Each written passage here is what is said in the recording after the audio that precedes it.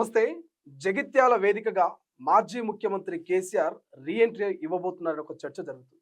1,00,000 మందితో జగిత్యాలలో మాజీ మంత్రి జీవన్ రెడ్డి బీఆర్ఎస్లో చేరబోతున్నారు. సో ఈ నేపథ్యంలోనే జీవన్ రెడ్డి కొన్ని వ్యాఖ్యలు చేశారు ముఖ్యమంత్రి రేవంత్ రెడ్డి మీద. ఇది కాంగ్రెస్ పార్టీ అనుకుంటున్నారా, లేకపోతే ముఖ్యమంత్రి రేవంత్ రెడ్డి గారు ఒక ప్రైవేట్ లిమిటెడ్ కంపెనీ అనుకుంటున్నారంటూ ఒక వ్యక్తిగత కామెంట్ చేసినటువంటి పరిస్థితి మనకు కనిపిస్తుంది. రైట్ నౌ మరోవైపు ఇక బీఆర్ఎస్ కాస్త టీఆర్ఎస్ గా మార్చే ఆలోచనలో ఉన్నామంటూ ఈ మధ్య కాలంలో కేటీఆర్ చేసిన వ్యాఖ్యలు కూడా కొంత చర్చనీయాంశంగా మారుతున్నాయి. అండ్ దీంతో పాటు మంత్రి సీతక్కకు సంబంధించి ఒక 30 కోట్ల స్కామ్ జరిగింది అంగన్వాడీ ఫోన్లలో అంటూ కూడా బీఆర్ఎస్ నేతలు కేంద్ర ప్రభుత్వానికి ఫిర్యాదు చేశారు ఒక లేఖ ద్వారా. సో ఈ అన్ని అంశాల గురించి డిస్కస్ చేసే ప్రయత్నం చేద్దాం. ప్రస్తుతం మనతో పాటు Congress party TPC general secretary Gajjala Kantham అన్న నమస్తే.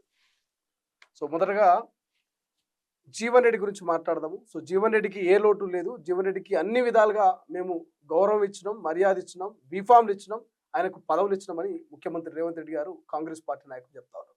బట్ జీవన్ రెడ్డి మాత్రం ఖచ్చితంగా ప్రజలు కేసీఆర్ మళ్ళీ అధికారంలోకి రావాలని కోరుకుంటా ఉన్నారు. రేవంత్ రెడ్డి వద్దు, మాకు కేసీఆర్ కావాలని పిలుస్తా ఉన్నారు. సో అందుకే నేను ఆయన దగ్గరికి పోయినా, నన్ను అన్నా అని పిలుస్తాడు, దేవుడే మన ఇద్దరిని కలిపినట్టు కూడా జీవన్ రెడ్డి మధ్య కాలంలో మాట్లాడినటువంటి వ్యాఖ్యలు. కాంగ్రెస్ పార్టీని ఒక ప్రైవేట్ లిమిటెడ్ కంపెనీగా ముఖ్యమంత్రి రేవంత్ రెడ్డి మార్చిండు. కనీసం ఎమ్మెల్యేలకు కూడా టైం ఇవ్వట్లేదు కలవరికి అనేది జీవన్ రెడ్డి వ్యాఖ్యలు. ఏం చెప్తారు ఒక కాంగ్రెస్ పార్టీ నేతగా?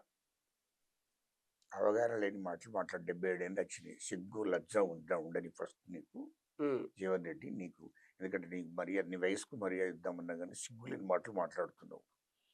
మా ముఖ్యమంత్రి రేవంత్ రెడ్డి గారిని కాంగ్రెస్ కార్యకర్తలు, చైర్మన్లు, ఎమ్మెల్యేలు, ఎంపీలు, మంత్రులు, సంఘాలు, సంఘ నాయకులు, దళితులు, దళిత సంఘాలు, బీసీ సంఘాల నాయకులు, ఉద్యోగులు, ఉద్యోగ సంఘాలు అందరిని కూడా ఎప్పుడు టైం అంటే అప్పుడు కలిసి మాట్లాడి వాళ్ళ పరిస్థితులు ఏందో తెలుసుకొని, వాళ్ళ సాధక బాధకాలు తెలుసుకొని వెంటనే వాళ్ళకి పరిష్కారం చూపిస్తున్నాడు. అది ఓపెన్ కనపడుతుంది.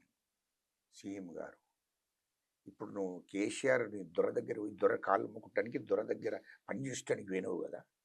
ఆ దొర 10 ఏళ్ళల్లో ఏ సంఘ నాయకులను కలవాలి, ఏ దళిత నాయకులను కలవాలి, ఏ బీసీ నాయకులను కలవాలి, ఎమ్మెల్యేలను కలవాలి, చివరికి మంత్రులను కూడా కలవాలి. నువ్వు ఎట్లా మాట్లాడుతున్నావా? ఎందుకు మాట్లాడుతావు? రాజకీయాల్లో రాజకీయ సాంప్రదాయం ఒక పద్ధతి ప్రకారం మాట్లాడు. చదువుకున్నోడివి, నీ ఏజ్, నీ వయస్సు 77 సంవత్సరాలు. అబద్ధాలు చెప్పకు. రాజకీయాల్లో జర నీతి నిజాయితీగా మాట్లాడు.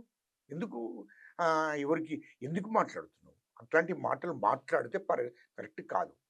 అవును, కాంగ్రెస్ పార్టీ నీకేం అన్యాయం చేసింది? 42 సంవత్సరాలు కాంగ్రెస్ పార్టీ పెట్టిన దీక్ష మీద బతికినోడివి. ఇంకా నీకేం ఏం చేయమంటున్నావు? 42 సంవత్సరాలలో 14 సార్లు నీకే టికెట్ ఇచ్చింది. 14 సార్లు నీకు టికెట్ ఇచ్చింది కాంగ్రెస్ పార్టీ. కాంగ్రెస్ పార్టీ నీకు టికెట్ ఇచ్చింది. కాంగ్రెస్ పార్టీకి నువ్వేం చేయలే, కాంగ్రెస్ పార్టీ నీకు చేసింది. 14 సార్లలో 14 సార్లు నీకు టికెట్ ఇస్తే 6 సార్లు గెలిచినావు. 3 సార్లు ఎంపీ టికెట్లు ఇచ్చింది, 11 సార్లు ఎమ్మెల్యే టికెట్ ఇచ్చింది, ఎమ్మెల్సీ టికెట్ ఇచ్చింది నీకు కాంగ్రెస్ పార్టీ. నిన్ను 14 సార్లు టికెట్ ఇస్తే 6 సార్లు నువ్వు గెలిచినావు. నీవు కాంగ్రెస్ పార్టీ మూలంగా 2 సార్లు మంత్రి అయ్యావు రాష్ట్రంలో. నీ గుర్తు చేస్తా, 2 సార్లు మంత్రి అయ్యావు, ఎమ్మెల్సీ అయ్యావు. ఎమ్మెల్సీ ఉండంగా ఎమ్మెల్యేకి పోటీ చేసినావు జగిత్యాల్లో. ఎమ్మెల్సీ ఉండంగా ఎంపీగా పోటీ చేసినావు. ఇవన్నీ మర్చిపోయి మాట్లాడద్దు. మర్చిపోకుండా నీకు 77 సంవత్సరాలు వచ్చేదాకా కాంగ్రెస్ పార్టీ టికెట్ తెచ్చుకుంటే వచ్చింది. నీవు బాగా స్వార్థపరుడివి, నీలో మొత్తం విషం ఉంది.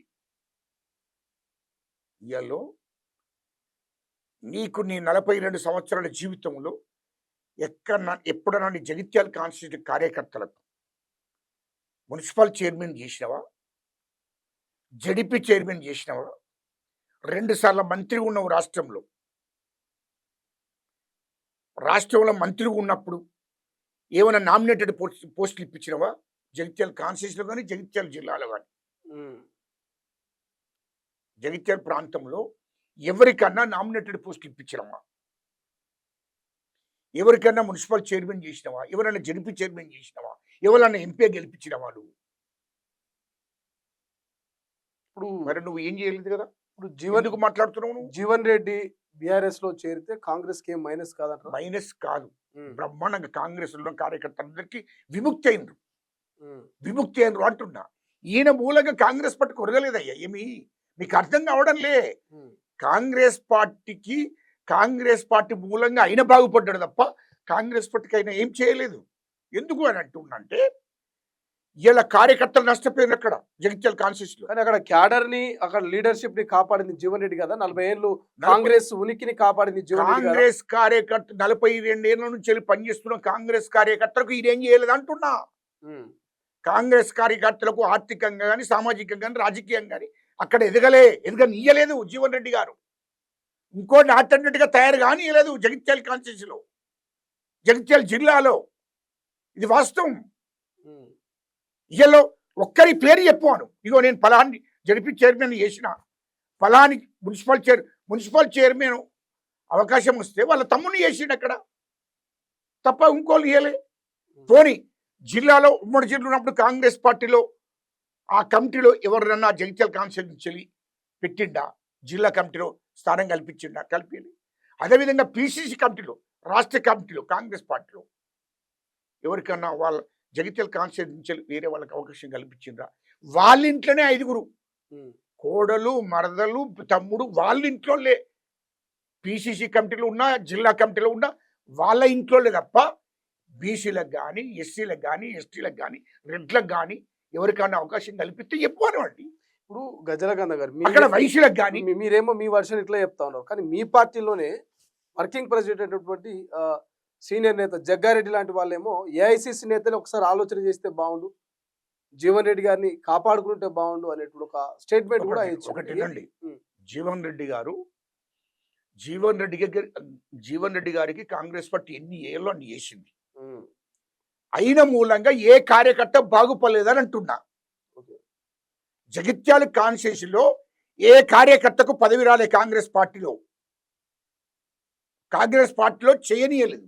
నేను చెప్పిన వాళ్ళకు టికెట్ లేదు మున్సిపల్ ఎన్నికల్లో కూడా జీవన్ రెడ్డి చెప్పింది కదా. ఎట్టిను మున్సిపల్ ఎన్నికల్లో అది ఆయన చెప్పినా చెప్పకుండా కౌన్సిలర్గా ఖచ్చితంగా నిలబడవలసిందే, అది 100% నిలబడవలసిందే. అయిన బాధ అంతేంది, మళ్ళీ వాళ్ళ తమ్ముడినన్నా మరదలన్నా చైర్మన్ చేద్దామని ఉండే, అది కలవలేదు. కాబట్టి ఆయనకు ఎంత బాగున్నది. వేరే వాళ్ళు కావడం ఆయన ఓర్చుకోడు, వేరే కార్యకర్తలు కావడం ఆయన ఓర్చుకోడు అసలు. ఇది ఆయనకు ఉన్నటువంటి లక్ష్యం. మొన్న మున్సిపల్ ఎన్నికల్లో కూడా ఇది ఎవరికో బీసీలకో, ఎస్సీలకో, ఎస్టీలకో, ఇంకో రెడ్లను చేయాలని కాదు, వాళ్ళ ఇంట్లోని చేయాలని ఆయన బాధ అంతా వాళ్ళ ఇంట్లోని చేయాలి. వేరే వాళ్ళకి అవకాశం కల్పితే వాళ్ళు లీడర్లు అవుతారు అని అది దృష్టి పెట్టుకొని కొన్ని అదంతా అర్థంతం చేసాడు. ఒకటి, నీకు నిజంగానే కాంగ్రెస్ కార్యకర్తలకు ఆటోమేటిక్ సెకండ్ క్యాడర్ను ఎదగాలని ఆలోచన నీకు లేదు, అసలు ఇంకో సెకండ్ క్యాడర్ని ఎదగనీయలేదు. నేను ఒక్కటి అడుగుతున్నా, 2023లో నువ్వు ఎమ్మెల్సీగా ఉన్నావు. ఎమ్మెల్సీగా ఉన్నప్పుడు ఇంకోరికి ఎమ్మెల్యే టికెట్ ఇప్పించచ్చు కదా, ఇంకో రెడ్డికో బీసీకో ఎవరికన్నా ఒకరికి టికెట్ ఇప్పించచ్చు కదా.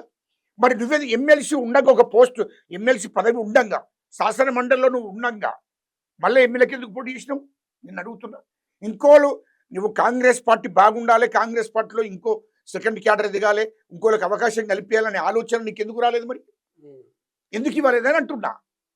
ఇవ్వలేదు కదా. అదేవిధంగా 2000 మళ్ళీ అసెంబ్లీ ఎన్నికలు అయిపోయాక మళ్ళీ పార్లమెంట్ ఎన్నికలు వచ్చినాయి, ఎమ్మెల్సీ ఉండగా మళ్ళీ నువ్వు మా ముఖ్యమంత్రి రేవంత్ రెడ్డి గారి దగ్గరికి వచ్చి మళ్ళీ నేను ఎంపీగా పోటీ చేస్తానని చెప్పినావు. మళ్ళీ ఎంపీ టికెట్ తీసుకొని పోయావు. మరి ఎంపీగా ఇంకోళ్ళకి అవకాశం ఇవ్వాలని నాకెందుకు అని అనలేదు? ఎందుకు అనలేదని అంటున్నా. అంటే ఇక ఏ పోస్ట్ వచ్చినా, ఎమ్మెల్యే అయినా, ఎంపీ అయినా, ఎమ్మెల్సీ అయినా అన్నీ నువ్వే అయినాక మరి జగిత్యాల్లో ఆల్టర్నేట్గా మరి ఇంకా వేరే సామాజిక వర్గాలకు అవకాశం రాదు కదా. కొన్ని రెడ్లలో కూడా చాలా మంది కాంగ్రెస్ వాళ్ళు ఉన్నారు కదా, మరి వాళ్ళకు కూడా అవకాశం ఎప్పుడు వస్తుంది? 42 ఏళ్ళు నువ్వు ఒక్కరిని అనుభవించుకుంటున్నావు. మంత్రి పదవులు అనుభవించావు, ఎంపీగా, ఎమ్మెల్యేగా అన్నీ నీకే తీసుకున్నావు తప్ప ఆల్టర్నేట్గా ఇంకా కార్యకర్తల మీద ఏదో ప్రేమ ఉన్నట్టు యాక్షన్ ఎత్తున ఎందుకు? ఉమ్. ఏ కార్యకర్తకు నువ్వు న్యాయం చేసినావో చెప్పు. అసలైన తొలి వెలుగు. ఫాలో వాట్సాప్ @తొలి వెలుగు official.